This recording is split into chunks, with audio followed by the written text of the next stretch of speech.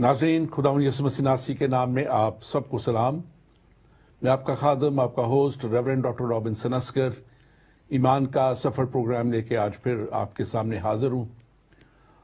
और नाज़रीन, मैं खुदावंद अपने खुदा का शुक्रगुजार हूँ जो इस ज़िंदगी में और इस वक्त ख़ास तौर पे इन हालात में, जबकि दुनिया इस बात को और इस सारे हालात को देख रही है कि हम आखिर ज़माना की तरफ बढ़ रहे हैं, वो एंड टाइम प्रोफेसीज जो बाइबल में हैं और वो कलाम जो यीशु मसीह ने खुद फरमा दिया कि आखिर ज़माना में क्या निशानात होंगे, वो सब बातें हमें नज़र आ रही हैं कि हमें ये उस वक्त की तरफ लेके जा रही हैं जिसके ताल्लुक से हम इन दिनों में बात कर रहे हैं।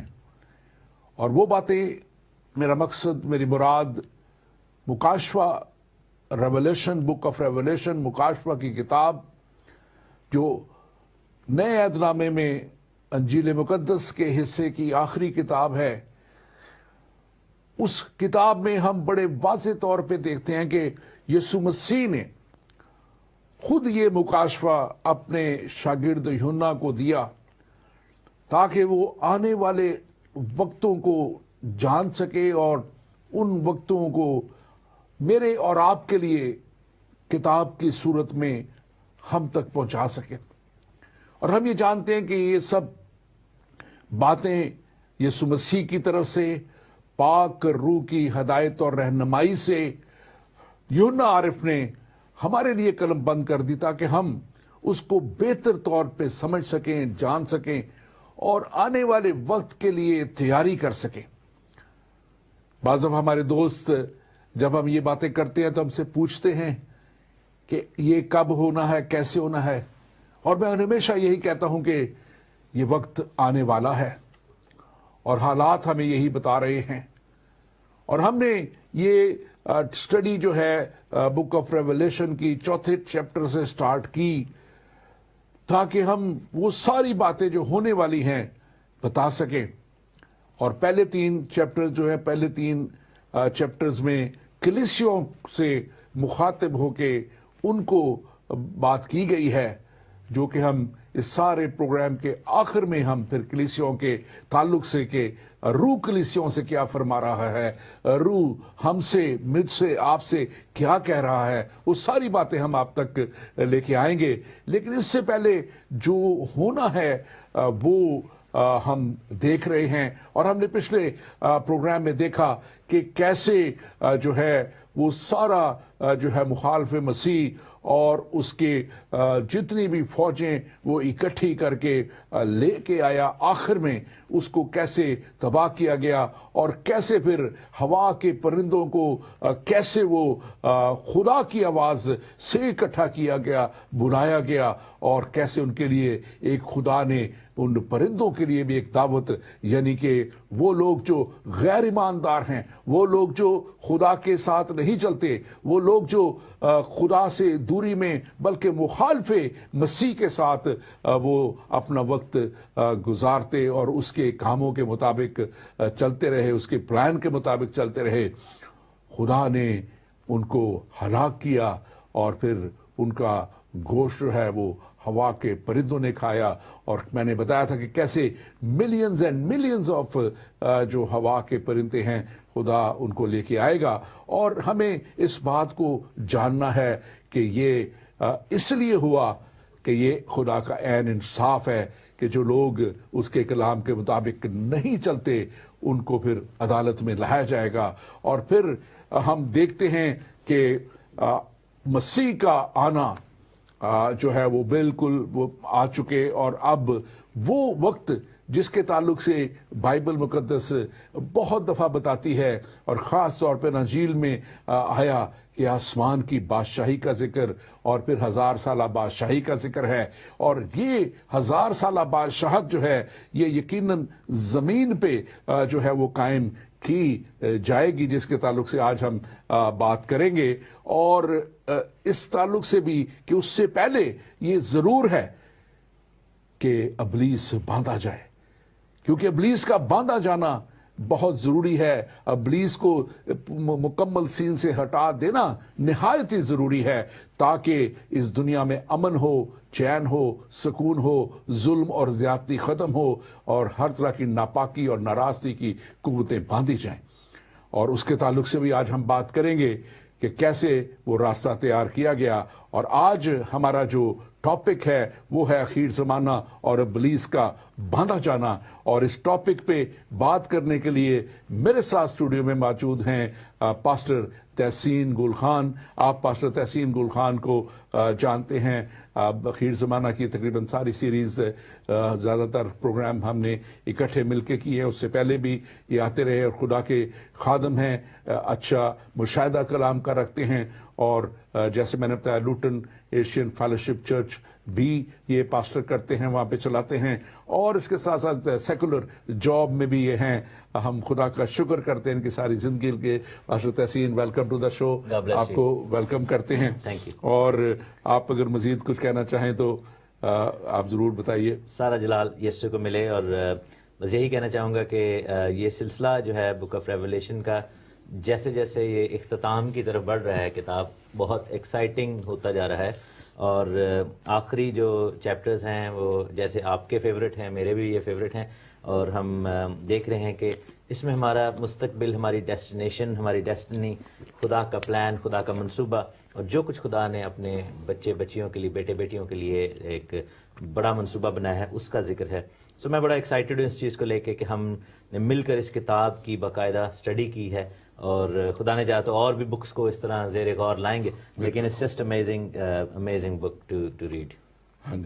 Thank you very much. اور میں خاص طور پہ اس بات کو کا بھی شکر ادا کرتا ہوں خدا کا کہ ایک بڑی اچھے طریقے سے ہم نے کوشش کی ہے, اور یہ باتیں جس پہ نیچرلی ایک ریولیشن ہے, مکاشفہ ہے, جو اس کے مختلف نظریات بھی لوگ رکھتے ہیں, لیکن ہم نے کوشش کی ہے کہ اس کے نظریات جو ہیں وہ پہنچائے جائیں, اور جو دنیا رکھتی ہے یا جو کلام کے مطابق ہمیں درست معلوم ہوتے ہیں. اور ہم اس بات کو خاص طور پہ دیکھیں گے آج بھی کہ یہ جو کتاب ہے خاص طور پہ جب آخر زمانہ کو جب یہ سارا ہمیں بتاتی ہے کہ کیا ہونے والا ہے, تو ہم دیکھتے ہیں کہ بادشاہی کا ذکر بہت زیادہ ہے کلام مقدس میں, اور پھر یہ 1000 سالہ بادشاہت. اور 1000 سالہ بادشاہت جو ہے یہ خاص طور پہ ایک کہہ لیں کہ زمین پہ جب قائم کی جائے گی تو اس بادشاہی کا پیش خیمہ ہے, یہ کہہ لیں کہ جو ہم نے بعد میں جس میں جانا ہے, اور یہاں پہ وہ ایک پروسیس پیوریفیکیشن کا ہوگا. ہم اگر آج شروع کریں اپنے ٹاپک پہ یہاں سے مکاشفہ کی کتاب اور اس کا 20واں باب, اگر آپ پہلی 3 آیات پڑھ دیں. بالکل, میں آیتیں پڑھنے سے پہلے بس کوئکلی میں ایڈ کرتا جاؤں کہ بائبل میں بہت ساری ایسی ٹرمینالوجیز ہیں, اس میں خدا کی بادشاہی, آسمان کی بادشاہی اور 1000 سالہ بادشاہی, تو کنگڈم کا بہت زیادہ جو ہے وہ ذکر ہے. لیکن ہم along this chapter and along this program ان میں ڈفرینشیٹ ضرور کریں گے کہ آسمان کی بادشاہی جس کا آپ ذکر کر رہے ہیں کہ فائنل جو 1000 سالہ بادشاہی کے بعد کی بات ہے, اور یہ 21ویں چیپٹر میں ہے ریولیشن, اور ہم 1000 سال کی بادشاہی کو بھی ڈیفائن کریں گے. سو چیپٹر 20 ریولیشن, مکاشفہ, پرکاشت واقعہ, اور اس کی پہلی آیت سے 30 آیت تک یوں لکھا ہے کہ پھر میں نے ایک فرشتے کو آسمان سے اترتے دیکھا جس کے ہاتھ میں اتھا گڑھے کی کنجی اور ایک بڑی زنجیر تھی, اور اس نے اس اژدہا یعنی پرانے سانپ کو جو ابلیس اور شیطان ہے پکڑ کر 1000 برس کے لیے باندھا, اور اسے اتھا گڑھے میں ڈال کر بند کر دیا, اور اس پر مہر کر دی تاکہ وہ 1000 برس کے پورے ہونے تک قوموں کو پھر گمراہ نہ کرے. اس کے بعد ضرور ہے کہ تھوڑے عرصے کے لیے کھولا جائے. اب اس میں اگر ہم تھوڑا سا شروع کریں, دیکھیں اس کو, تو لکھا ہے پھر میں نے ایک فرشتہ کو آسمان سے اترتے ہوئے دیکھا. اب ایک چیز بڑی واضح ہے, آپ دیکھیں اس میں کہ جو فرشتوں کا رول ایک بڑا امپورٹنٹ رول بائبل مقدس میں شروع سے ہی دکھایا گیا ہے, اور خاص طور پہ بک آف ریولیشن میں ہم دیکھتے ہیں کہ یہ خدا کے سارے پلانز کو ایکسیکیوٹ کرنے کے لیے اور عمل درآمد کروانے کے لیے, اور پھر خدا کے وہ غضب کو انڈیلنے کے لیے جو غیر ایماندار لوگ ہیں, خدا سے دوری میں لوگ ہیں, ان تک یہ لے کے جانے کا ایک بہت بڑا ذریعہ ہے. اور یہ فرشتہ جو ہے ہم اس کے لیے خاص طور پہ دیکھتے ہیں کہ یہ خدا کے ایک جو ہے نا کام کو, جیسے میں نے کہا, پہنچانے کے لیے جو ہے, تو یہاں پہ بھی ہم دیکھتے ہیں کہ وہ اتھا گڑھے کی کنجی اور ایک بڑی زنجیر. اب یہ اتھا گڑھے کی کنجی جو ہے یہ اس کے پاس اتھارٹی کو ظاہر کرتی ہے. اور اگر ہم اس کو نواں باب مکاشفہ کا دیکھیں, اس کی پہلی آیت دیکھیں, تو وہاں پہ بھی 5واں نرسنگا جب پھونکا گیا ہے اور اس 5ویں نرسنگے کے پھونکے جانے سے آسمان پر سے ستارہ گرا اور اسے اتھا گڑھے کی کنجی دی گئی. تو یہاں ہم دیکھتے ہیں کہ کچھ وقت کے لیے, تھوڑی دیر کے لیے, یہ کنجی جو ہے یہ ابلیس کو بھی دی گئی, کیونکہ اتھا گڑھا اس سے کھلوا کے اس کی قوتوں کو باہر لانا مقصد تھا, اور وہ مقصد پھر ان کو ختم کرنا اور فنا کرنا تھا. اور اس کے ساتھ ساتھ ہم یہ بھی دیکھتے ہیں, اگر ہم مکاشفہ پہلا باب اور اس کی 18ویں آیت دیکھیں تو وہاں پہ بڑے واضح طور پہ لکھا ہے, اور میں چاہوں گا بلکہ یہ آیت آپ پڑھ دیں. بالکل. اور تھوڑا سا ڈیفائن یہاں پہ یہ بھی کر دیں کہ ہم یہ کرنا چاہتے ہیں کہ یہ جو چیپٹر 9 میں جو اینجل ہے جس کو گرایا ہوا فرشتہ کہا گیا ہے اور اتھا گڑھے کا بادشاہ ان کو کہا گیا ہے, اس فرشتے کو, اس کو ابدون اور اپولیون یعنی ہلاک یا ہلاکت کرنے والا, یہ فرق اینجل ہے. لیکن یہاں پر جو اینجل ہے جو چیپٹر 20 میں یہ ہیونلی اینجل ہے, وہ جو ہے ابلیس کے اور اس کے گرایا ہوا اینجل میں سے ہے. اور پہلے جو باپ اور 18ویں آیت بڑے واضح طور پر آتی ہے کہ یہ یسوع مسیح کے پاس یہ اختیار اور یہ کنیاں یسوع مسیح کے پاس تھیں. اور میں چاہوں گا کہ اس کو بھی میں بالکل ایکسپلین کرتا ہوں. یہاں پہ لکھا ہے کہ میں اول اور آخر اور زندہ ہوں, میں مر گیا تھا اور دیکھ ابد الآباد زندہ رہوں گا, اور موت اور عالم ارواح کی کنجیاں میرے پاس ہیں.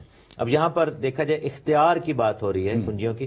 یہ جو ابدون یا اپولیون کا ذکر ہے, جس کو لوگ اس کو موت کا فرشتہ یا اینجل آف ڈیتھ بھی کہتے ہیں, یا ڈیتھ اٹسیلف, اور اتھا گڑھا یعنی عالم ارواح. اب عالم ارواح کو اگر ایکسپلین کرنا ہے تو کوئکلی ہم بتاتے ہیں کہ یہ زمین کے نیچے کا علاقہ ہے, کیونکہ اگر ہم فلپینز میں جائیں تو وہاں پر ایک بڑی زبردست ورس ہے, لکھا ہے کہ فلپینز چیپٹر 2 ورس 9 میں کہ خدا نے یسوع کو بہت سر بلند کیا اور اسے وہ نام بخشا جو سب ناموں سے اعلیٰ ہے, تاکہ یسوع کے نام پر ہر ایک گھٹنا ٹکے. اب لکھا ہے خواہ آسمانیوں کا, دیٹ مینس کہ آسمان میں جو لوگ رہتے ہیں, خواہ زمینیوں کا یعنی ہم لوگوں کی بات, خواہ ان کا جو زمین کے نیچے ہیں. اب زمین کے نیچے کا جو ہے وہ ایریا کون سا, اس کو عالم ارواح کہتے ہیں. عالم ارواح 2 لفظوں سے مل کر بنا, عالم مین دنیا اور ارواح مین روحوں کی دنیا. اب آسمان کا جو ترکیب ہے وہ کیا ہے, کیونکہ ہر چیز میں خداوند نے اپنا عکس, اپنی تسلیس رکھی ہے, ٹرینٹی جو ہے رکھی ہے. اب ہم دیکھتے ہیں متی کی انجیل 28 باب میں اور اس کی 18ویں آیت میں لکھا ہے کہ آسمان اور زمین کا کل اختیار مجھے دیا گیا. اب یہاں پر ہم دیکھتے ہیں ریولیشن چیپٹر 1:18 میں کہ موت اور عالم ارواح کی کنجیاں اس کے پاس ہے. سو اب ہم دیکھتے ہیں کہ زمین کے نیچے کا علاقہ جو تھا پری کراس یعنی مسیح کی صلیب سے پہلے, نیچے ایک جگہ پہ فردوس تھا, درمیان میں اتھا گڑھا, اور پھر دوسری جگہ پہ جہنم تھا. اس کی اگزامپل ہمیں لازر اور امیر آدمی کی سٹوری میں ملتی ہے. انہوں نے کہا جی ادھر سے بندہ ادھر نہیں جا سکتا, ادھر سے, ٹھیک ہے. لیکن مسیح کے مرنے اور جیتنے کے بعد اب فردوس کا جو ہے وہ ضرورت باقی نہیں رہی, کیونکہ جیسے ریولیشن کے اندر وہ 5ویں مہر کھولی گئی اور لکھا ہے کہ ان کی روحیں خدا کے تخت کے پاس پہنچائی جاتی ہیں. سو زمین کے نیچے کے علاقہ کے بھی 3 حصے ہیں, زمین کے بھی 3 حصے ہیں, کیونکہ وہ اس خشکی, سمندر اور فضا کو ملا کر بنتی ہے, اور ہیون بھی 3 ہی ہیں. اور ہم دیکھتے ہیں کہ آگے جا کر ہم ضرور اس کے بارے میں اور دیکھیں گے کہ 3 ہیون ہیں. پہلے ہیون سب سے بڑا اوپر جو 3rd ہیون ہے, اس سے جب ابلیس کا گرایا جانا, پھر 2nd ہیون, پھر 1st ہیون جس میں ہم رہتے ہیں. یہ چیزیں بھی تو اختیار خداوند کا ہے. اور اس وقت موت کے فرشتے کو اختیار دیا گیا کہ اتھا گڑھے کی ڈیمنز کو باہر نکالا جائے, جیسے آپ نے کہا, تاکہ ان کو سزا دی جا سکے. اور آخر میں گاڈلی اینجل کو, ایک بہت پاورفل اینجل کو جو ہے یہ کنجی دی گئی ہے, تاکہ جو ہے ابلیس کو قید کیا جائے. اور پھر اگین وہ قید کیسے کر رہا ہے, یسوع کے نام میں, یسوع کے نام میں اس کو پکڑ رہا ہے. ایکچولی میں یہی کہنے لگا تھا کہ وہ جو مکاشفہ پہلا باب اور 18ویں آیت ہے وہ یسوع مسیح کے الفاظ ہیں کہ میں مر گیا تھا اب زندہ ہوں, اور وہ کل اختیار میرے پاس ہے. اور یہ اختیار واقعہ ہی اس کنجی سے کچھ جی اگر گھر کسی کا مالک جب جاتا ہے اپنے گھر میں جب وہ کھولتا ہے تو وہ پتہ لگتا ہے کہ ہاں یہ اس گھر کا مالک ہے, اس دفتر کا مالک ہے, کوئی بھی ہے, تو یہ ایک اختیار کو ظاہر کرتی ہے. اور آگے اگر ہم دوسری آیت میں ہم جب دیکھتے ہیں, ہم اس کو مزید بھی ساتھ ساتھ دیکھتے تھوڑا رہیں سا گے. اس میں ایک اور چیز میرا خیال ایڈ کرنے کی ضرورت ہے ہاں جی. کہ پہلی تو بات یہ ہے کہ یہ فرشتہ اپنے اختیار میں نہیں کر رہا, اور آپ یہ دیکھیں کہ یہودا کے خط میں جیسے لکھا ہے کہ میکائیل فرشتے نے بھی شیطان کے سامنے جب کھڑا ہو گیا تھا اور موسیٰ کی لاش کے اوپر جو بحث ہوئی تھی تو اس میں لکھا تھا کہ خدا تجھے جج کرے. سو اینجلز جو ہیں یا ہیومن بینگز, ہم انسان جب ڈیمنز کے خلاف یا ابلیس اور اس کے فرشتوں کے خلاف کھڑے ہوتے ہیں تو ہمیں ہر وقت اس اختیار کو استعمال کرنا ہے کہ میں تجھے یسوع کے نام میں حکم دیتا ہوں, اور یہاں پر یسوع کے نام میں کیا گیا. اور جو طریقہ کار بتایا گیا ہے یہ بڑا ضروری ہے روحانی جنگ کے والے سے, جب روزمرہ کی, کیونکہ ابلیس کو باندھنے کے لیے لکھا ہے کہ زنجیر یوز کی گئی. پھر ہم پطرس کے خط میں دیکھتے ہیں اور اس کے دوسرے باب سیکنڈ پیٹر چیپٹر 2 ورس 4 لکھا ہے کہ خدا نے گناہ کرنے والے فرشتوں کو نہ چھوڑا بلکہ جہنم میں بھیج کر تاریک غاروں میں ڈال دیا تاکہ عدالت کے دن تک حراست میں رہیں. اور پھر ہم ایک اور کوئی ریفرنس دیکھتے ہیں لوکا کی انجیل اور اس کا 11واں باب, اور اس میں لکھا ہے کہ 21ویں آیت کہ جب زور آور آدمی ہتھیار باندھے ہوئے اپنی حویلی کی رفالی کرتا ہے, اور پھر 22ویں آیت میں لکھا ہے کہ کوئی زور آور پر حملہ کر کے غالب آتا ہے اور اس کے ہتھیار چھین لیتا ہے اور اس کو باندھ لیتا ہے. اس کو باندھنا, سو ابلیس اور اس کی قوتوں کو باندھنا بڑا ضروری ہے. اور یہ بڑا ضروری ہے اس کو خاص طور پہ سمجھنا کہ جب خدا کی طرف سے اور خدا کے اختیار کے ساتھ, اور وہ زنجیر جو خدا دے گا اس کو توڑنے کا کسی کے پاس اختیار نہیں. گو کہ ہم بائبل میں ہی دیکھتے ہیں ایک واقعہ, جب وہ شخص جسے یسوع جو قبرستانوں میں رہتا تھا, اور وہ جب قبرستانوں میں رہتا, اور لکھا ہے کہ اس کے اندر بہت سی بدروہیں تھیں اور لشکر تھے اس کے اندر, اور جو ہے اور وہ زنجیریں بھی باندھتے تھے, زنجیریں بھی وہ توڑ دیتا تھا. لیکن یہ وہ زنجیر نہیں ہے, یہ وہ زنجیر خدا کی طرف سے جب اختیار کے ساتھ باندھی جائے گی اسے, تو اس کی مجال نہیں کہ, اور نہ اس میں وہ قوت ہے, نہ اس میں وہ زور ہے کہ وہ خدا کے کسی کام کے خلاف جب خدا کہہ دے تو وہ کھڑا ہو سکے. ہم اس بات کو بہت سے لوگ پوچھتے ہیں کہ یہ کیوں ایسے, وہ پھر وہ کیسے اپنا اختیار وہ ظاہر کرتا ہے, چلاتا ہے. تو وہ کلام ہی ہمیں بتاتا ہے کہ اس کو کچھ وقت کے لیے اختیار دیا گیا, اور اختیار بھی کیوں دیا گیا, کیونکہ اس کو اختیار کے لیے ایک جسم چاہیے تھا, اور وہ انسان نے اسے پرووائڈ کیا. اور انسان میں سے ہو کے جب اس نے پہلا گناہ ہوا, اوریجنل سن, اور پھر اس کے بعد جو بہت سارے لوگ سمجھتے ہیں بھی چل رہا ہے, اور اس کے بعد اور بھی جب ہم دیکھتے ہیں کہ جب انسان اپنا آپ اس کے حوالے کرتا ہے تو اس کو اختیار مل جاتا ہے, اور پھر وہ اور اینٹی کرائسٹ بھی یہی کرے گا. ہاں جی بالکل, اپنے آپ کو اس کے حوالے کرے گا اور اس کے تھرو یہ کرے گا. تو کلیہ یہاں پر جو بتانا کی ضرورت ہے کہ اینڈ پہ اینجل نے اس شیطان کو باندھا ہے, لیکن اب ہمارے پاس بھی یہ اختیار ابھی بھی ہے کہ ہم اس کی بدروؤں کو باندھ سکتے ہیں سملر وے میں, اور یہ کلیہ ہمیں یوز کرتے رہنا چاہیے.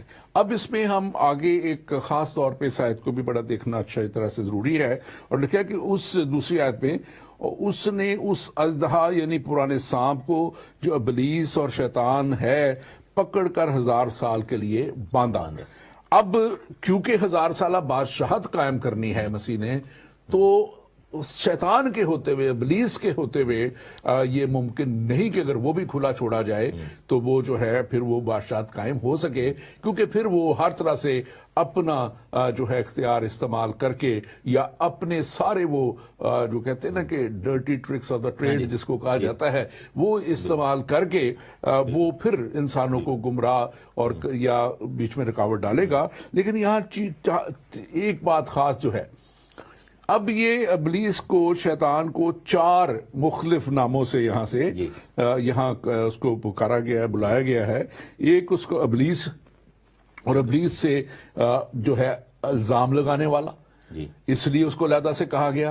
پھر ایڈورسری جو انگلش میں کہتے ہیں. پھر شیطان یعنی مخالف اور نقصان پہنچانے والا. شیطان کا اس کا رول یہ ہے کہ وہ مخالف اور نقصان پہنچانے والے میں ہے. اور پھر اس کے ساتھ جو ہے جو اژدہا ہے وہ اس کی طاقت کو ظاہر کرتا ہے, اور سانپ جو ہے اس کی مکاری اور اس کی چلاکی کو ڈسنا یعنی کہ کرنا. یہ اس کو 4 اس لیے نام علیحدہ علیحدہ سے لکھے گئے ہیں کہ یہ اس کی 4 کہتے ہیں نا خدا کی خوبیاں ٹریٹس ہیں, یہ ابلیس کے ٹریٹس ہاں جی ہیں بالکل. جو ہم نے بتائی ہیں کہ وہ مکار ہے, وہ ڈستا ہے اور وہ نقصان پہنچاتا ہے اور وہ اپنی طاقت ظاہر کر کے جو ہے وہ مختلف طریقوں سے انسانوں پہ کام کرتا ہے. آپ اس کے تعلق سے ضرور بالکل, میں بالکل اس پہ ضرور ایڈ کروں گا کیونکہ یہ اس کے ٹریٹس اب ہیں جب سے وہ شیطان, اژدہا, سانپ اور ابلیس بن گیا. ایڈورسری عبرانی میں جو ورڈ ہے وہ ہے ہاساتان, اور سیم سیٹن جیسے ٹرانسلیٹ کیا گیا, اور ہم دیکھتے ہیں لیکن یہ ہمیشہ سے ایسے نہ تھا. ہمیشہ سے یہ جو شخص تھا یہ ایسے نہ تھا, یہ ایک فرشتہ تھا گرائے جانے سے پہلے, اور یہ پری ہسٹورک بات ہے, اس سے پہلے کہ یہ سورج چاند ستارے کریٹ کیے جاتے یا پھر آدم اور حوا کا جو سلسلہ ہے جیسے جینیسس میں, یہ اس سے پہلے کی جو ہے وہ سلسلہ ہے. اور یہ ٹیکنیکلی اس کو ڈیٹ لیس کہا جاتا ہے, اس کی کوئی تاریخ Before the time, یا جو کوئی recorded وقت اس کا تعین نہیں کیا جا سکتا کیونکہ یہ اس ساری ہسٹری سے جو ریکارڈڈ ہسٹری ہے اس سے پہلے ہے, بالکل اس سے پہلے کی جو بات ہے. اور ویسے بھی جو ٹائم کا سلسلہ تھا, وقتوں کی میادیں اور سال, دن اور ہفتے اور یہ سب کچھ, یہ جب سورج چاند ستارے اور خداوند نے یہ سب کچھ بنایا تھا تب یہ چیزیں عمل میں آئیں. تو یہ بیسیکلی اس سے پہلے کا سلسلہ ہے. اور اس کو لوسیفر کے نام سے ہم دیکھتے ہیں کہ ایک بہت بڑا اینجل تھا جس کو لائٹ بیرر کہتے ہیں. لوسیفر کا مطلب ہے لومیننٹ ون, اور روشنی کا اینجل. اور عبرانی میں جس کا نام ہے وہ ہلل بن شہار ہے, یعنی کہ سن آف ڈان, صبح کا روشن ستارہ بھی اس کو کہا گیا ہے, جو کہ ٹائٹل اس کے والے تھا بعد میں لے لیا گیا تھا, اور وہ ٹائٹل واپس خداوند یسوع مسیح کو پھر دے دے, کہ آگے جا کے خداوند یسوع مسیح کے لیے بھی سیم ٹائٹل یوز ہوتا ہے کہ صبح کا روشن ستارہ.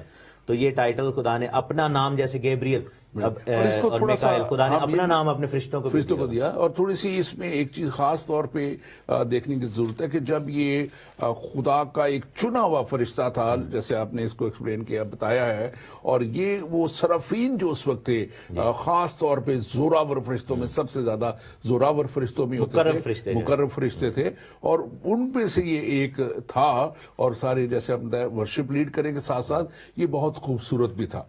اور پھر اس کو اگر ہم دیکھنا چاہیں تو اس کو ایوب کی کتاب میں اس کو 38 باب اور 1 سے 7 تک اگر ہم دیکھیں تو یہ سارا لکھا ہوا ہے, لیکن میں صرف 7ویں آیت پڑھوں گا. لکھا ہے, جب صبح کے ستارے مل کر گاتے تھے اور خدا کے سب بیٹے خوشی سے للکارتے تھے. یعنی کہ یہ اس وقت ایک سسٹم کا حصہ تھا, اور یہ اینجلز کو سٹارز کہا گیا, ان کو جو بیٹے کہا گیا, یہ اینجل جو آرچ اینجل سے خاص طور پہ ان کو یہ لقب دیا گیا ہے. اور یہ سائے نبی جو ہے خاص طور پہ جو ہے اس کو اس طرح 14ویں باب اور 12ویں سے 14ویں آیت تک بیان کرتا ہے. 12ویں آیت کہتی ہے, صبح کے روشن ستارے تو کیوں کر آسمان سے گر پڑا, اے قوموں کو پست کرنے والے تو کیوں کر زمین سے پٹکا گیا. اب یہ جو ہے کیوں گرا گیا, یہ بھی ایک تفصیل ہے کہ اس نے اپنے آپ کو خدا سے برابر بنانے کے لیے, بلکہ اونچا کرنے کے لیے جلدی میں پڑھ دیتا ہوں. لکھا ہے کہ اس نے کافی جو ہے میں یوز کی تھی کہ میں آسمان پر چڑھ جاؤں گا, تخت کو خدا کے ستاروں سے بھی اونچا, یعنی کہ اینجل سے بھی لے جاؤں گا, شمالی اطراف میں جماعت کے پہاڑ پر بیٹھوں گا, میں بادلوں سے اوپر چلا جاؤں گا, اور میں خدا تعالیٰ کی مانند ہوں گا. یہ بات بلکہ اگر 13ویں آیت میں پڑھ دیتا ہوں مزید اس کو اور ایکسپلین کرے گی. وہاں پہ لکھا ہوا ہے اسی کی یسایا نبی کے سوا, تو اپنے دل میں کہتا تھا میں آسمان پر چڑھ جاؤں گا اور اپنے تخت کو خدا کے ستاروں سے بھی اونچا کروں گا. اب اس نے خدا سے بھی, یہ بات میں سمجھتا ہوں کہ ضروری ہے کہ لوگ اس کو سمجھیں کہ یہ کیوں سب ابلیس کو آخر میں اور اس طرح وہ کہہ لیں کہ اس نظر سے دیکھا جاتا ہے کہ, اور پھر اس کو کیوں اب واپس نہیں لیا جا سکتا. پہلی بات تو یہ کہ اس نے کبھی معافی مانگ کے اس طرح خدا کے پاس آیا نہیں. دوسری بات یہ کہ اس نے اپنے آپ کو خدا کے برابر جو ہے بلکہ اس سے بھی اونچا کرنا چاہا. اور تیسری بات یہ ہے کہ یہ کبھی بھی خدا کی سبمشن میں بعد میں نہیں آیا, اور اس نے ایک انٹائرلی اپنی سیپریٹ امپائر स्टार्ट की है, और यहाँ पे भी हमने मुकाशवा के सारे अबवाब जितने हमने कवर किया, हमने देखा है कि ये हर तरह से कोशिश में रहा है कि किस तरह खुदा के लोगों को, खुदा के सिस्टम को ये गिराए। तो इसलिए ये बड़ा जरूरी है कि इस बातों को देखें। और 14वीं आयत कहती है, मैं बादलों में से ऊपर जाऊंगा और मैं खुदा ताला की मानद हूंगा। अब ये सारा वो गुनाह है, ये इसका सारा वो किरदार है जो उसको यहां तक ले आया कि वो जो है कैसे उसको जलीलो खार हुआ है, कैसे होता आ रहा है अभी भी खुदा के खादमों के वसीला से, यीशु मसीह के वसीला से।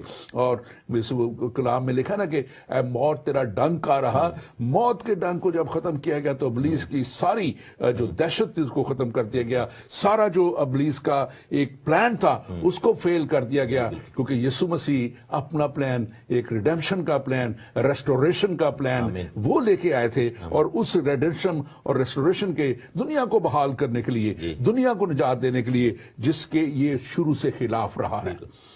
बिल्कुल ऐसा ही मसीह यीशु ने अपना आप सलीब पे कुर्बान करके हमेशा की जिंदगी तमाम दुनिया के लिए खोल दी। और आज हम यहाँ पे देख रहे हैं कि इसको, और यही तस्वीर अगर आप देखें तो हिजकील 28 पाप और पहली से 10 और 10 से आगे भी बल्कि 17 आयत तक ये सारी तस्वीर उसमें खींची गई है। बहुत सी और जगहों पे जिक्र है। मैं चाहूंगा कि इसको थोड़ा सा आप जरूर एक्सप्लेन करें मजीद। बिल्कुल, इज़ीकियल में अगेन इसके हवाले से बहुत बड़ा बातें लिखी हुई हैं।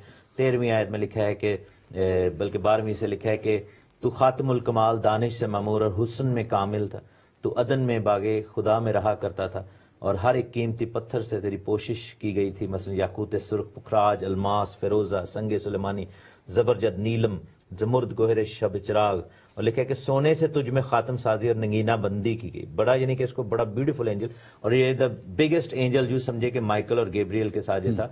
और लिखा है कि तू ममसूक रबी था और जो साया अफगन था। अब ये जो वर्ड है साया अफगन, इसका क्या मतलब है कि ये यानी खुदा का तख्त था और उसके पीछे जो खड़े होकर अपने परों से उस पर साया किया करता था। और लिखा है कि मैंने तुझे खुदा के कोहे मुकद्दस पर कायम किया। और खुदा ने इसको बड़ी इज्जत दी, और बहुत बड़ा एंजल था, और आतशी पत्थरों के दरमियान चलता था, और राह रस्म में कामिल था। और लिखा है कि फिर इसमें नाराजगी पाई गई, और फिर लिखा है कि इसमें जुल्म भर दिया इसने, यानी कि सौदागरी की फरावानी, इसने बाकी एंजल्स को खराब करने की कोशिश की और गुनाह कि। और फिर वहां पर लिखे कि खुदा के पहाड़ से इसको गंदगी की तरह फेंक दिया गया, और तुझ साया अफगन को आतशी पत्थरों के दरमियान से फनाह कर दिया। तेरा दिल तेरे हुस्न पर घुमंड करता था, और तूने अपने जमाल के सबब से अपनी हिकमत खो दी। और लिखा है कि मैंने तुझे जमीन पर पटक दिया। यहाँ पर जो इस्लामिक नजरिया जो है वो, उसको भी हम थोड़ा सा हम इसको अभी डिस्कस करते हैं, इस्लामिक नजरिए को भी और यहूदियों में भी। खास तौर पे ये दो ऐसे मज़ाहिब हैं जिसको तकरीबन, लेकिन मैं अपने नाजरीन से कहूंगा कि अगर आपका कोई सवाल इस ताल्लुक से है, आप ज़रूर हमें मैसेज करें, आप ज़रूर हमें कॉल करें। व्हाट्सएप नंबर आपकी स्क्रीन पे आ रहे हैं, आप ज़रूर हमें कॉल कीजिए, मैसेज कीजिए। हमारे पास कुछ एक दरख्वास्त भी मरीक बहन की दुआ के लिए आई है, हम उनके लिए भी दुआ करेंगे कि खुदावंद उनकी मुश्किल को हल करे और उनके सारे मसले को दूर करे।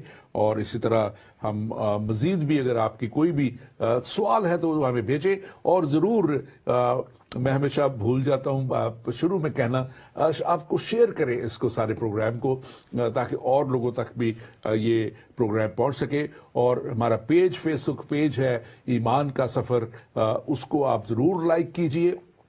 और इस पेज के लाइक करने से आप दूसरे प्रोग्राम भी सारे देख सकेंगे। और अगर आप पिछले प्रोग्राम भी देखना चाहें तो वो सारे इस पेज पे अवेलेबल हैं, आप इसको देख सकते हैं। हमारे जिंदगी टीवी की वेबसाइट पे भी जो है, आप अगर जाएं तो वहां पे भी ईमान का सफर टॉक शोज में आप क्लिक करें, ईमान का सफर प्रोग्राम में जाएं और आपको सारे हमारे प्रोग्राम मिलेंगे। एंड टाइम्स के ताल्लुक से खास तौर पे हमारे पास एक बहुत अच्छी सीरीज अब तैयार हो गई है, आप उस सब को अगर देखना चाहें तो आप उसमें से देख सकते हैं, ताकि आप ये बुक ऑफ रेवलेशन जो है इसको अच्छे तौर पे समझ सकें और आइंदा आने वाले वक्तों में आप इसके वसीला से जो है अपनी भी और अपने घराने की भी और अपने अजीजों की भी रहनुमाई भी कर सकें। पास्टर जैसी अभी हमने बात की आप और मैं जैसे सब इसको चाह रहे थे, اب یہودی مذاہب جو ہم یہودیوں سے پہلے دیکھ لیتے ہیں، پھر اسلام پہ تھوڑی سی تفصیلاً جائیں گے ہم اس پہ. یہودی مذاہب میں خاص طور پہ جو ابلیس کو اتنی اہمیت نہیں دی جاتی اور وہ اس پہ اتنا زیادہ وہ نہیں اس کو مانتے، اور وہ کہتے ہیں کہ خدا ہی سب کچھ ہے اور خدا ہی کے پاس کل اختیار ہے اور اس کے مقابلے میں ابلیس کوئی طاقت نہیں ہے. کافی حد تک سچائی بھی ہے، لیکن یہ کلام مقدس ہی اگر آپ چلے جائیں، ان کی جو کتاب ہے توریت، زبور، صحف انبیاء تک جہاں وہ ان کی کتابوں میں آتے ہیں، تو اس میں بھی بارہا ذکر اس کا آتا ہے. اور ایون پہلے ہی چیپٹر میں اگر آپ دیکھیں تو انسان کی کریشن پہ، آدم کے، وہاں پہ ہی اس کا رول شروع سے ہی نظر آ جاتا ہے. اور پھر یہودیوں میں جو ہے خاص طور پہ ایک جو ہے ایک طبقہ ہے جو اس کو پتہ نہیں کیا قبالہ کہتے ہیں، اس کو قبالہ جو ہے، اور وہ صوفیانہ تعلیم پہ اور مسٹیکل اس پہ بلیو کرتا ہے، اور وہ روحانی قوتوں اور تاریکی کی قوتوں کے اس کو وہ بیان کرتے ہیں اور وہ اس پہ ایمان رکھتے ہیں. اور لیکن ماڈرن ڈیز جوز میں اور خاص طور پہ مسیح کے آنے کے بعد جو جوز ہیں ان میں ایک خاصا پیراڈائم شفٹ آیا، اور انہوں نے پھر ابلیس کو کیونکہ وہ ایک مسیح کے آنے سے شاید اس خطے کے اوپر ایک اثر جو انداز روحانی اسپرچل امپیکٹ جو ہوا ہے، اس نے ان کے کچھ مائنڈ سیٹ کو چینج کیا ہے.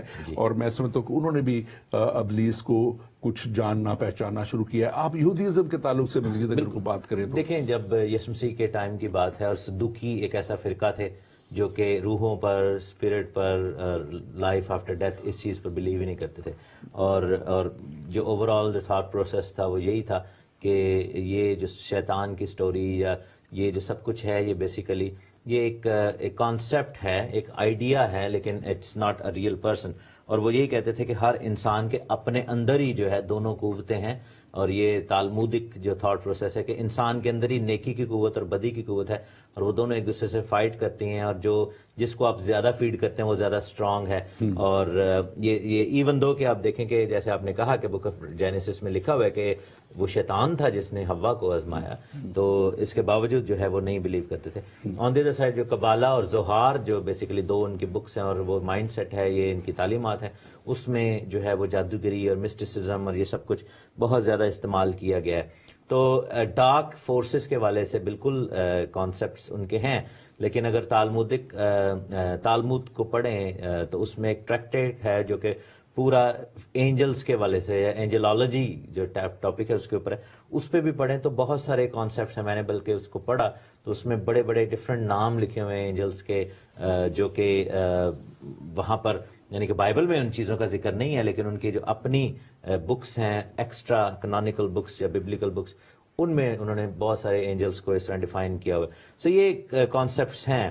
اور لیکن میرا خیال ہے کہ بائبل اور نئے عہد میں خاص طور پر اینجلز کا بہت بڑا ایک رول دکھایا گیا، جیسے آپ نے کہا. اور book of revelation most probably is the highest number of angels یہاں پر ریکارڈ کیے گئے ہیں. سو چونکہ وہ ان کے پاس یہ نہیں ہے تو اس وجہ سے ان کی جو ڈیفینیشن ہے اینجلز کی، فالن اینجلز کی، ابلیس کے والے سے، وہ ایک تھوڑی ڈفرینٹ ہے.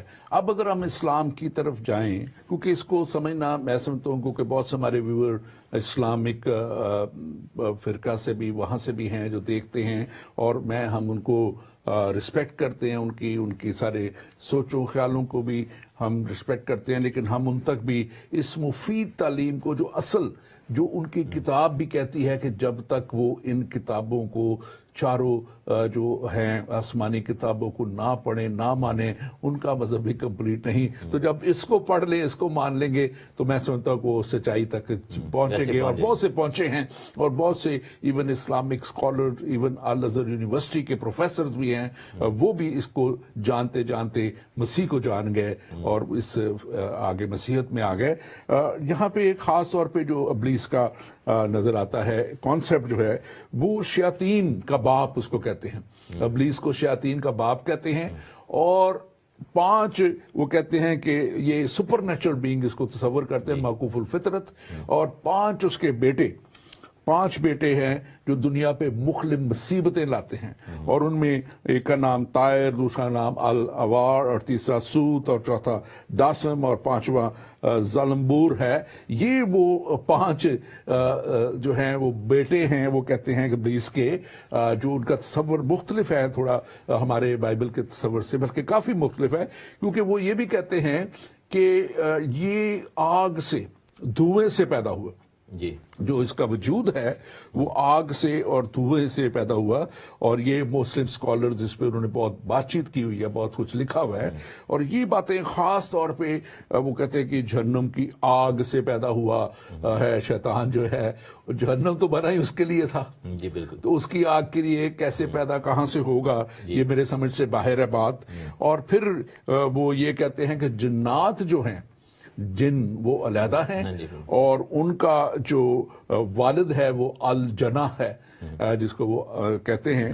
اور اس کے ساتھ ساتھ میں ایک بات اور خاص طور پہ وہ یہ کہتے ہیں کہ رمضان المبارک میں جو مسلمان لوگ ہیں ان کو ابلیس میں شیطان نہیں کچھ نقصان پہنچا سکے. صحیح بخاری میں ان کے لکھا وہ باندھ دیا جاتا ہے, وہ باندھ دیا جاتا ہے ان 40 دنوں کے اندر, 30 دنوں میں. ہاں جی, آپ اس کے اوپر ضرور بات کیجیے. بالکل. اور شاید پھر اگر اس کو باندھ دیا جاتا ہے تو رمضان میں جتنی مہنگائی کر دیتے ہیں وہ پھر ابلیس کے شکنجے میں نہیں, اس پہ الزام نہیں ڈالنا چاہیے, کیونکہ پاکستان میں, انڈیا میں دیکھا جائے تو سب سے زیادہ لوٹ مار اور سب سے زیادہ جو ہے وہ انسانیت کے ساتھ جو انسانیت سوز حرکتیں کی جاتی ہیں, لوٹا جاتا ہے. آپ یہ تو نہیں کہنا چاہ رہے کہ ابلیس روکتا ہے انہیں لوٹ مار کرنے سے؟ نہیں, میں کہتا ہوں کہ وہ پھر اس مہینے میں, آزمائش کہاں سے آتی ہے؟ اس مہینے میں کیونکہ وہ نہیں ہوتا ان پہ زور حاوی نہیں ہوتا, اس لیے وہ کرتے ہیں. جی بالکل. نہیں, میں یہی سوچ رہا ہوں کہ پھر وہ والی برائی کہاں سے آتی ہے کہ اگر ابلیس باندھ دیا جاتا ہے.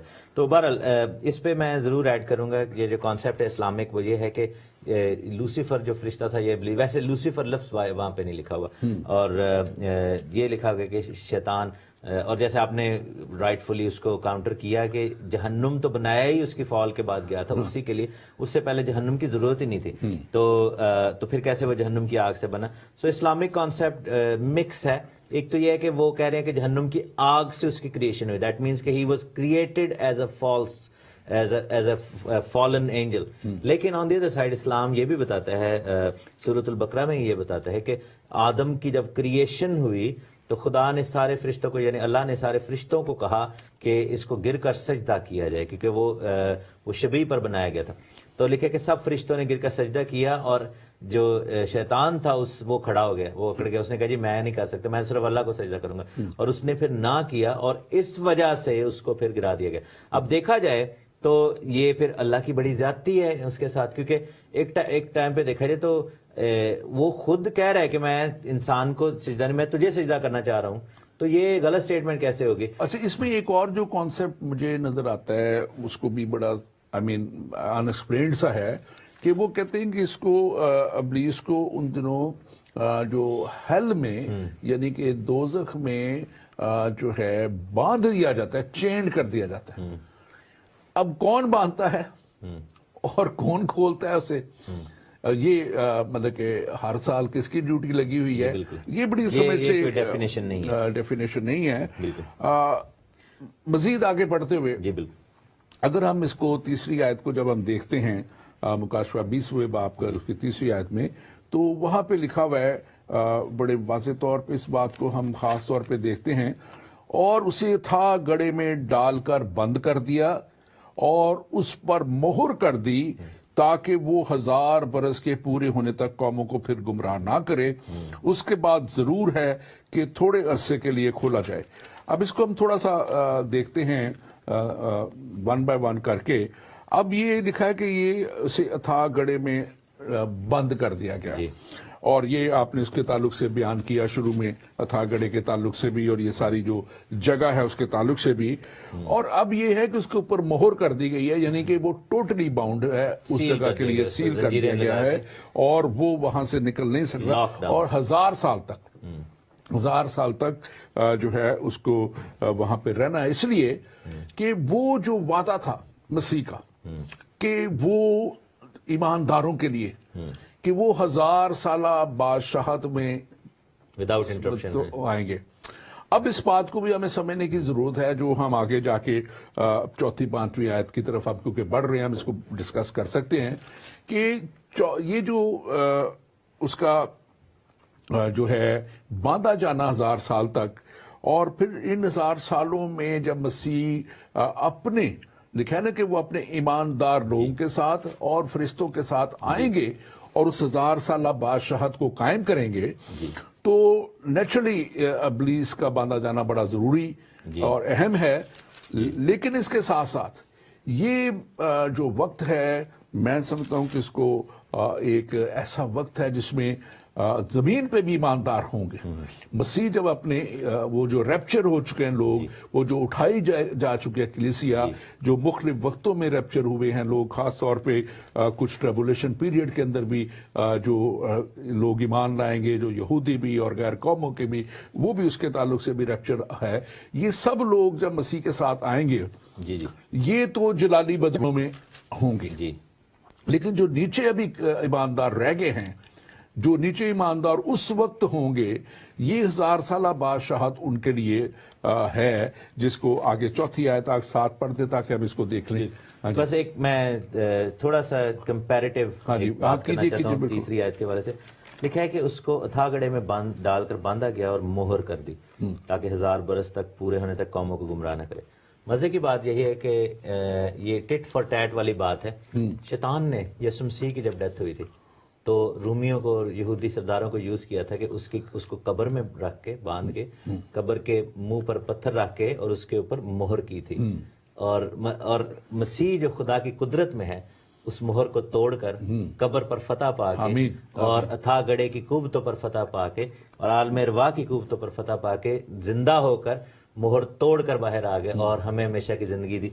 लेकिन यहाँ पर हम देखें कि शैतान पर मोहर की गई है और उसके पास कुव्वत और इख्तियार जितना भी है, लेकिन ये इख्तियार नहीं है कि वो जंजीर को तोड़ सके और उस मोहर को, और ये सेम सील उसके ऊपर अब की गई है। एक्चुअली आपने बड़ा एक खूबसूरत टॉपिक टच किया है, ये बड़े इस पे बातचीत और हो सकती है। मेरे दिल में ये बात डाला था क्योंकि इसमें देखिए मसीह ने और ईमन नबियों ने उसके बारे में जो है पेशन गोई की थी कि वो ऐसे होगा और वो आएगा और फिर वो जिंदा होगा। मसीह ने खुद कहा, एक दफा नहीं कई दफा कहा कि मैं तुम इस हैकल को गिरा दो और मैं इसे 3 दिन में खड़ा कर दूंगा।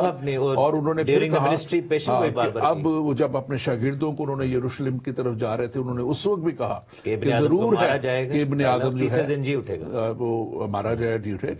तो लेकिन इब्लीस का कहीं भी दावा कोई ऐसा है नहीं कि मैं जब खुदा ने मुझे बांध दिया या मसीह ने मुझे बांध दिया तो फिर मैं आ जाऊंगा, फिर मैं ये करूंगा। उसका कोई दावा ऐसा है नहीं, क्योंकि वो ऐसे इस दावे किसी के काबिल है नहीं। और ये चीज मैं समझता हूं कि आज ऐसे सारे सैटेनिक चर्चेस को, ऐसे सारे इब्लीस के पुजारियों को, ऐसे सारे बुतों के पुजारियों को, ऐसे सारी ऐसी कौमों को जो मुख्तलिफ तरह से एक गलत तालीम के पीछे चल रहे हैं, उनको जानना चाहिए कि अल मसीह यीशु मसीह ही है, जिसे वो खुद भी मानते हैं कि एंड में वही आएगा, वही सब कुछ करेगा, वही इसको शिकस्त देगा, वो सब कुछ अब करेगा। तो आज क्यों उसको नहीं मानते? ये बड़ी एक सोच अक्सर मुझे रहती है। और आप बात करना चाह रहे थे, आपकी। बिल्कुल, मैं ये कह रहा था कि ये मोहर नहीं टूटेगी, क्योंकि मोहर जो पहले की गई वो टूट चुकी है और यीशु मसीह ने उसको तोड़ा, और यीशु की मोहर को ये नहीं तोड़ सकते। और इब्लीस और उसकी कुव्वतें। हम अब चौथी आयत की तरफ बिल्कुल बढ़ेंगे। लिखा है कि मैंने तख्त देखे और लोग उन पर बैठ गए। मुझे बताइएगा कि कहाँ तक रुकना है। और अदालत उनके सुपुर्द की गई और उनकी रूहों को भी देखा, जिनके सर यीशु की गवाही देने और खुदा के कलाम के सबब से काटे गए थे, और जिन्होंने ना उस हैवान की प्रस्तुश की, ना उसके बुत की, ना उसकी छाप अपने माथे और हाथों पर ली। वो जिंदा होकर 1000 बरस तक मसीह के साथ बादशाही करते रहेंगे। इसमें 2-3 बातें मैं करूंगा, फिर आप जरा इसको देखिएगा। एक तो इसमें इस तासर को जो है दुरुस्त रखने की जरूरत है कि हमारे ईमानदार लोगों में भी, मसीहों में भी ये तासर है कि ये जब 1000 साल बादशाहत कायम होगी तो वो सब लोग जो है वो जलाली बदन होंगे, जिसको मैंने थोड़ा सा पहले टच किया। वो सब लोग जो जमीन पे हैं, जिन्होंने वो उठाए नहीं गए हैं, जिन्होंने मौत का मजा नहीं चखा है, وہ سب لوگوں کے بدن جلالی نہیں ہوں گے.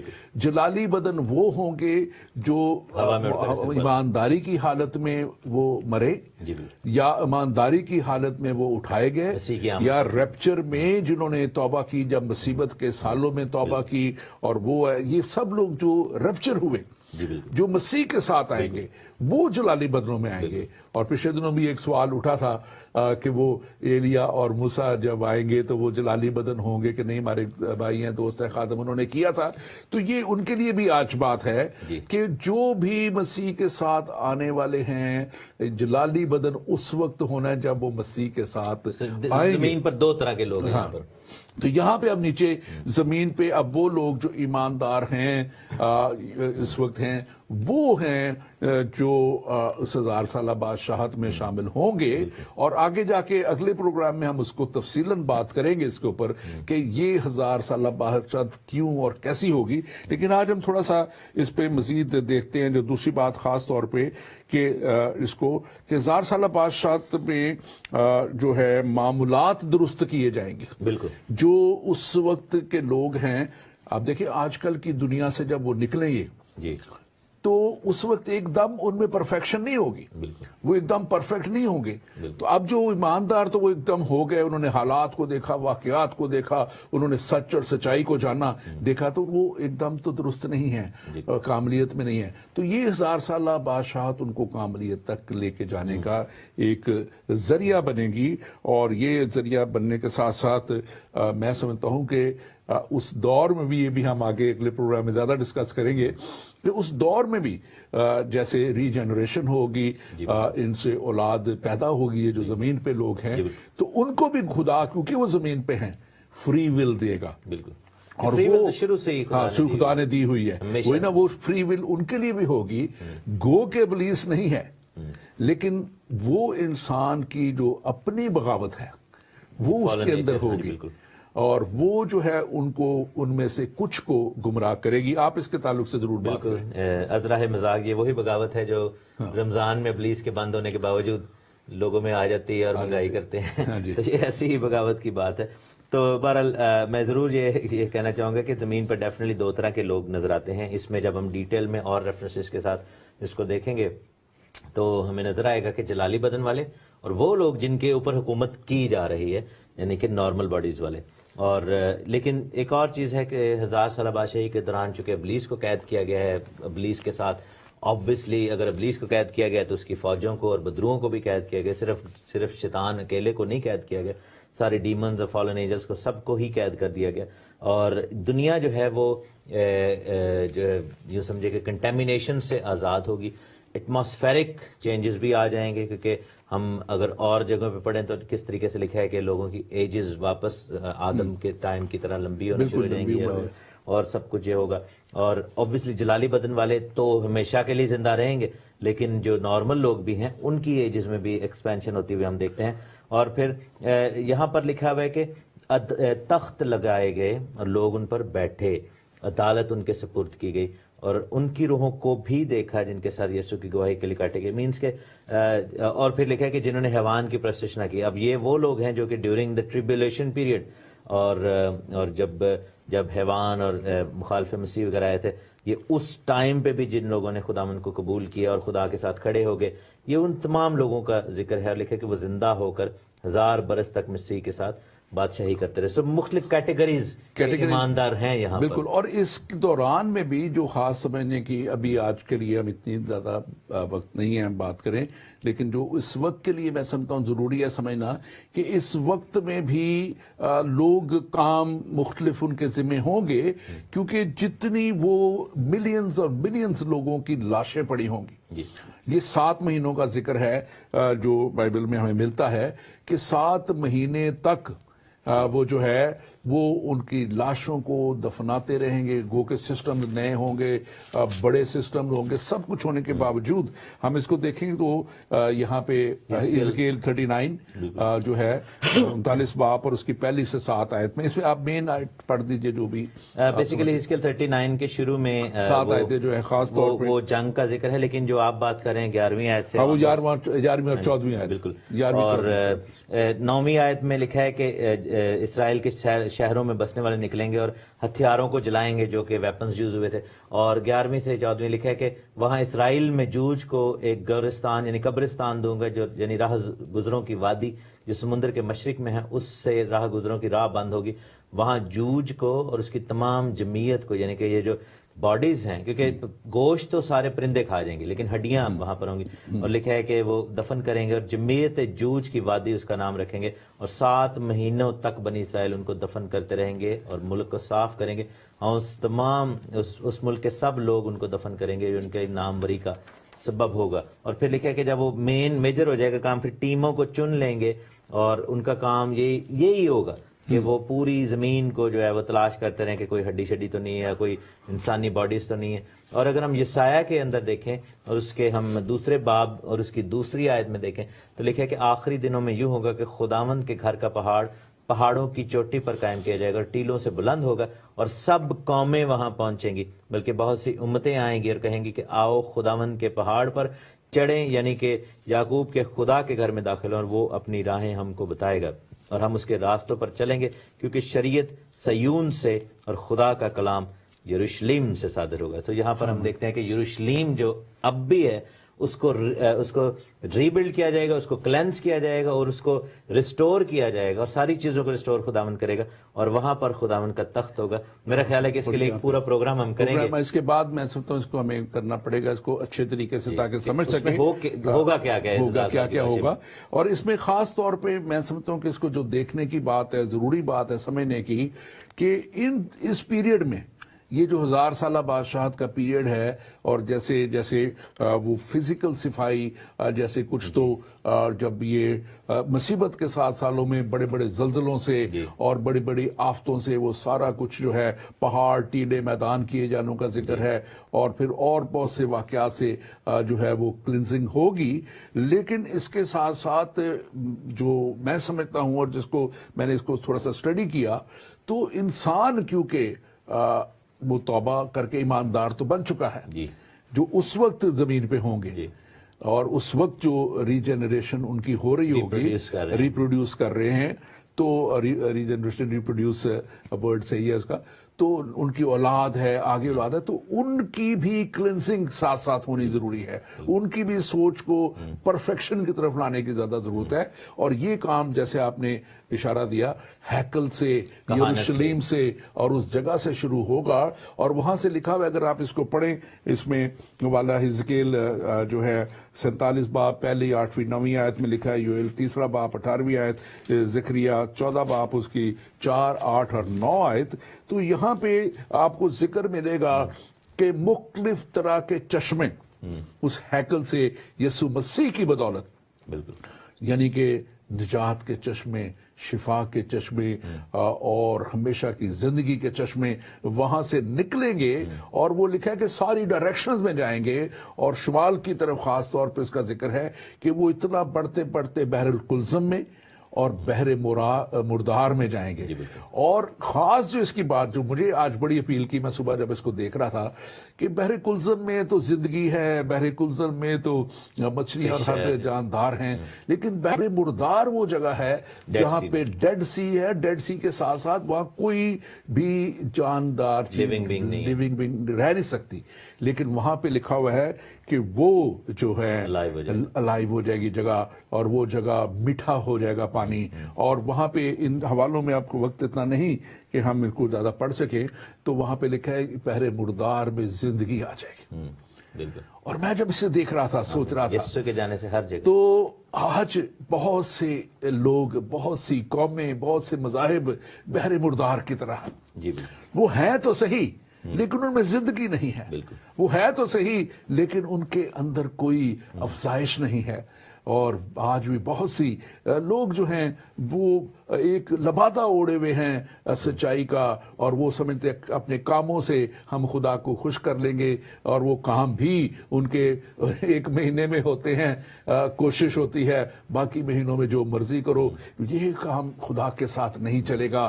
خدا کے ساتھ وفاداری کے ساتھ چل کے, ایمانداری کے ساتھ چل کے اور خدا کی اس فضل پہ اور یسوع مسیح کی اس کامل اور کافی قربانی پہ آ کے یہ سارا کام ختم ہوتا ہے.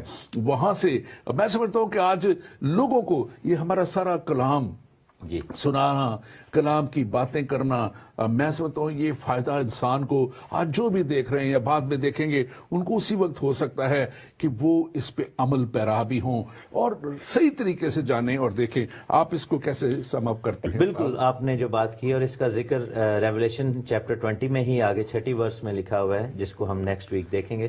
لکھا ہے کہ ہم لوگ یعنی کہ وہ لوگ جو کہ جلالی بدن میں ہیں, لکھا ہے کہ وہ خدا اور مسیح کے ساتھ کاہن ہوں گے, خدا اور مسیح کے کاہن ہوں گے اور اس کے ساتھ 1000 برس تک بادشاہی کریں گے.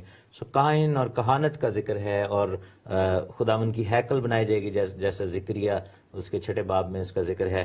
اور actual third temple, not the one جو کہ مخالف مسیح نے بنائی, وہ جو ٹیمپل ہے اس کو ڈسٹرائے کر دیا جائے گا. اور پھر کیا ہوگا کہ خداوند اپنی جو ہیکل ہے اس کو بنوائے گا اور اس میں خداوند جو ہے وہ اپنا کام کریں گے اور ہمیں کہانت دی جائے گی, ہمیں خداوند کی. اور یہ کہانت جو ہے وہ ملک صدق کے طریقہ کار کی کہانت ہے, کیونکہ یہ ایک فرق ٹائپ کی کہانت ہے, کیونکہ یسوع مسیح جو ہے وہ لاوی کے گھرانے سے نہیں تھے, یسوع مسیح یہودا کے قبیلہ سے تھے, اس لیے ان کی کہانت جو ہے وہ ہائر پریسٹہڈ ہے, وہ ملک صدق کی کہانت ہے, جس کے بارے میں اگر آپ چاہیں تو عبرانیوں کے خط میں پڑھے ہیں تو وہ بہت زیادہ اس کے بارے میں ذکر ہے, کیونکہ وہ ہائر پریسٹ. بہت سارے لوگ کہتے ہیں جی وہ لاوی کو ریپلیس کرنے کے لیے, نہیں, وہ لاوی کی کہانت ہے اور وہ سیکنڈری کہانت ہے, کیونکہ وہ زمینی کہانت کہلائی تھی.